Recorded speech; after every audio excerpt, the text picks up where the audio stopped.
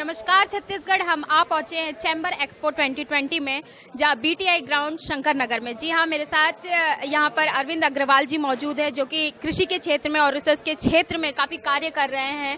Beats को लेकर कहें या फिर प्लांटेशन को लेकर कहें, क्या बताएंगे अरविंद जी? हमारी company VNR seeds private limited है, जो कि नर्सरी और प्लांटिंग मटेरियल और सीड्स के क्षेत्र में काम कर रही है, जो कि आधुनिक तकनीक से फार्मर्स को लर्निंग्स भी देती है और डिफरेंट क्षेत्र में जाके काम करती है। छत्तीसगढ़ की ये कंपनी आज की तारीख में न केवल छत्तीसगढ़ बल्कि पूरे देश में काम कर रही है और साथ में लगभग 14 देशों में एक्सपोर्ट भी कर रही है अपने सीड्स और प्लांटिंग मटेरियल। लगभग कितने सालों से आपकी कंपनी काम कर रही है? ये कंपनी में रिसर्च स्टार्ट हुआ था 60 साल पहले, अंकल जी ने स्टार्ट किया था जब, और कंपनी का फॉर्मल फॉर्मेशन जो है 20 साल पहले हुआ था। कंपनी कॉर्पोरेट स्ट्रक्चर में 10-15 साल पहले आई है और रिसर्च की जहां तक बात है तो एक प्रोडक्ट को डेवलप करने में कहीं भी 7 से लेकर 14 साल तक का वक्त लगता है और हम इसी दिशा में काम कर रहे हैं। क्या बताएंगे, इतने सारे सीड्स पर आपने रिसर्च की है, अभी आपके हाथ में भी गावा है जिसे यहाँ के लोग अमरूद कहते हैं। ये वीएनआर की एक बिही वेराइटी है जिसका नाम हमने बिही दिया है क्योंकि छत्तीसगढ़ में अमरूद को बिही कहा जाता है। और ये वैरायटी की खास बात यह है कि इसमें एसिड शुगर रेशियो कम होता है, इसमें खाने का पोर्शन ज्यादा होता है, सीड का पोर्शन कम होता है।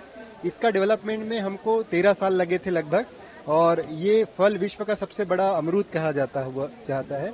इसकी खास बात यह है कि जब ये बेर की साइज का होता है तो इसमें ये फोम और पॉलीथीन से ढक दिया जाता है, जिसके कारण से ये आदमी का हाथ नहीं लगता है, किसी भी आदमी का हाथ नहीं लगता है। इसमें कोई भी कीड़े नहीं लगते हैं, तो कीड़ों के लिए पेस्टिसाइड्स का स्प्रे नहीं होता है। तो जब तक ये आपकी प्लेट पे नहीं पहुंचता है तब तक ये हाइजेनिक रहता है, पूरी तरीके से हाइजेनिक रहता है। सर, यहाँ पर भी आलू और टमाटर एक साथ आपने भी देखा होगा कि ये पहली बार हुआ है, इसके बारे में क्या कहेंगे, क्योंकि आप कृषि के ही क्षेत्र से हैं? टेक्नोलॉजी बहुत आगे बढ़ रही है, तो न केवल ये आज की तारीख में बहुत ही कॉमन होने जा रहा है, बल्कि एक ही पेड़ में कई तरीके के अमरूद या एक ही पेड़ में कई तरीके के बेर, इस तरीके की भी चीजें आ रही है।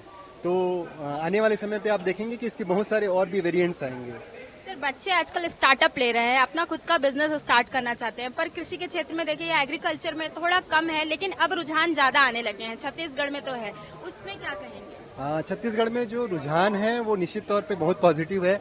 अभी फार्मर के बच्चे फार्मिंग क्षेत्र में आ रहे हैं, अभी कई सारे स्टार्टअप्स ऐसे आ रहे हैं जो कि पढ़ रहे हैं लोग और वो वापिस आके स्टार्टअप स्टार्ट कर रहे हैं। पिछले महीने ही एग्रीकल्चर यूनिवर्सिटी में एक कॉन्टेस्ट हुआ था जिसमें 150 बच्चों ने भाग लिया जो कि कृषि क्षेत्र में कार्य कर रहे थे, और आप बिलीव नहीं करेंगे कि इतने अच्छे बच्चे थे और उन्होंने इतनी अच्छी टेक्नोलॉजीज में काम किया है।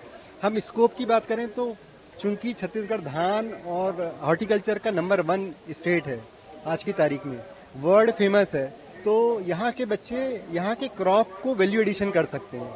हम दूसरे स्टेट में जाते हैं, जैसे गुजरात जाते हैं या केरला जाते हैं, वहाँ पे छोटे छोटे लघु उद्योग हैं जो कि नए इंटरप्रेन्योर्स करते हैं। वैसे ही अगर आप चाहें तो इस जाम को ही कट करके इसके स्लाइसेस बना के इसको शुगर सिरप में डुबा के बेच सकते हैं, इसके स्लाइसिंग करके बेच सकते हैं, इसके जूसेस बना सकते हैं, बियर्स बना सकते हैं, जैम जेली अचार बना सकते हैं।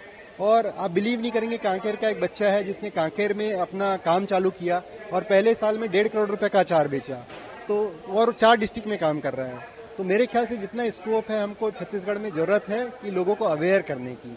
आज एक्सपोर्टिंग स्टेट है ये फल, फ्रूट और वेजिटेबल्स का, तो मेरे ख्याल से लोगों को आगे आना चाहिए और हम इसके लिए कभी भी तैयार हैं। हमारे पास जो भी आएंगे हम उसको हेल्प करने के लिए तैयार हैं।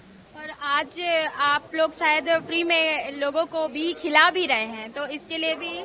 नहीं, ऐसा कुछ भी नहीं है, बट हाँ जरूर कुछ एक जो गेस्ट हैं उनके लिए टेस्ट करने के लिए कुछ भी यहाँ पे उपलब्ध है।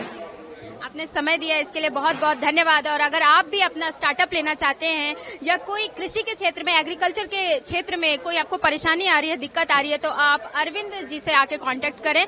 मैं निशा द्विवेदी आपसे फिर मिलूंगी, तब तक के लिए बने रहिए मेरे साथ। जय जोहार, दिनेश साहू के साथ।